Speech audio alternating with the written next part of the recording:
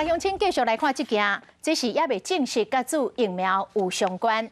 高雄一个29岁林小姐，本地流真水的长头毛，今年5月初去注第一剂莫德纳了后，就开始来落头毛，愈落愈多，愈落愈严重，落到这个头壳顶甲后头壳啊，拢光光。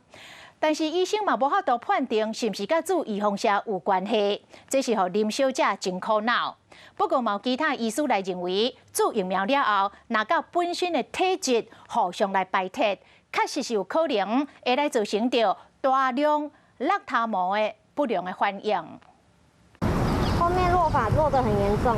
林小姐甲头毛拔开，会当看到头壳皮，用手抓头毛，头毛就垂落来，伊怀疑是这个原因。 是想说让大家看看，可能打疫苗之后你会需要承担的风险是什么？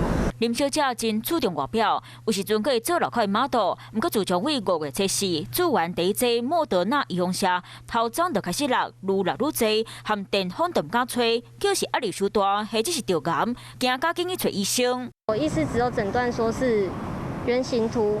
我有问过说有没有可能会是疫苗的问题，他就说有可能，可是他没有办法给我确定。林小姐怀疑是预防射害的，准备向卫生单位通报预防射无好的反应，希望相关单位下通会一个交代。医师是提出这可能的原因。如果他们打了疫苗，然后这个疫苗在身体里面产生一些多余的抗体，他们很可能就得到这些意外的一些自体免疫的疾病，如掉头发。 林小姐嘛讲，即马朋友活动拢唔敢参加，嘛大大影响到工课。落头章敢和疫苗有关系，佮需要卫生单位进一步调查。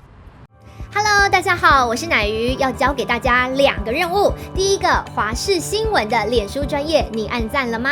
还有华视新闻的 YouTube 频道，赶紧订阅起来，还要记得按赞，开启小铃铛哦。